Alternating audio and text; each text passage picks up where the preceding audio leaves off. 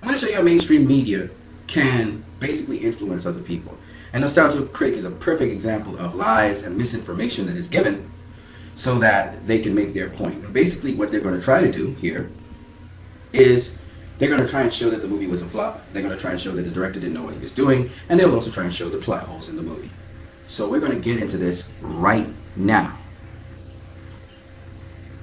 So the first thing they come with in their arguments is that the movie had a 68% drop. And they compared that to Batman and Robin. And they said Batman and Robin had a 63% drop.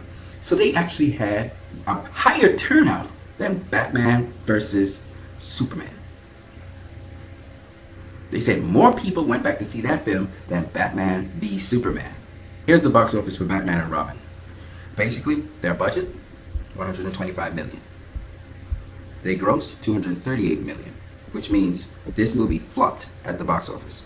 You need to at least make double your production costs because advertising is involved. To be successful, at least to break even, they would have needed to make $250 million. Consider this is 1997, inflation.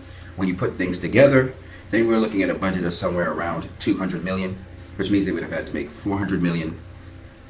And they probably made just under $400 million. So they didn't make the money they were supposed to make. Now remember, the argument is that Batman and Robin, in their second weekend, had a 63% drop. Whereas Batman v Superman had a 68% drop, right? 63%. So in their first weekend, they earned $42 million or $43 million. In their second weekend, they earned $68 million. When they say more people went back to see Batman and Robin, let's see if that compares with Batman v Superman, okay? First of all, it's not a box office flop because it's made its double amount of its production cost and $334 million. First weekend, Batman v Superman makes $166 million. Second weekend, $51 million. This is much more, even when you cater for inflation, than Batman and Robin ever made. So when we talk about more people going back to see Batman and Robin than Batman v Superman in terms of gross numbers, that's the lie. Percentage-wise, more people went back and see Batman and Robin.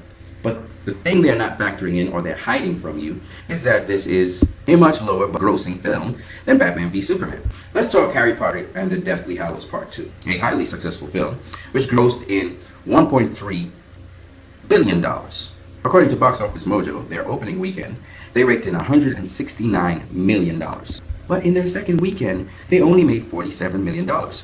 Not only did they gross in their opening weekend more than Batman v Superman, but in their second weekend, they grossed in less. So that when you look at the trend, Batman v Superman has had a lower drop than Harry Potter and the Deathly Hallows. The Harry Potter and the Deathly Hallows is ranked in a 72% drop to Batman v Superman's 68%. Films which have humongous opening weekends generally have drops like this. Harry Potter and the Deathly Hallows Part 2 raked in $1.3 billion. Batman v Superman is well on its way to doing the very same thing. Notice the numbers: 169 million, 47, 21, 12, and 7.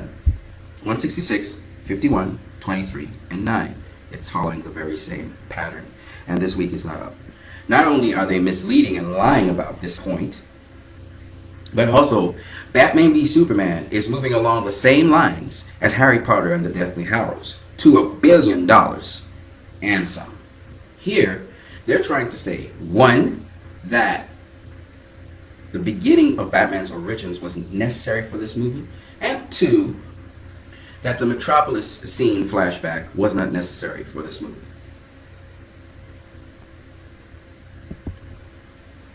They also are trying to show that the gentleman in the building was stupid, Jack. So let's tend with those 3 points right now. Firstly, the launching of Batman into this universe calls for something to show his origins. You have to at least know who this Batman is. The origin story is something that is well known. And while fans would say, actually they have a point, we're tired of seeing the origin story of Batman, you have to consider this. This story heavily emphasized on Martha Wayne's death. And this was the driving point throughout the movie to the point where he rescued Superman's mother, whose name was also Martha. This was a point that was hammered home multiple times. In the dream where he went to his mother's grave and out of it came a man-bat. To the scenes where he recaps when Superman says save Martha, his mother's death once again. And it reinforces why Batman became Batman. And this was critical for when he was faced with killing Superman to remember his purpose. Once again, these guys use popular things that you may have said to try and turn your mind against a film. The Metropolis scene was absolutely important to this film because it established the point of how and why Batman snapped and why his hatred for Superman was leading him down a road to where he wanted to commit murder.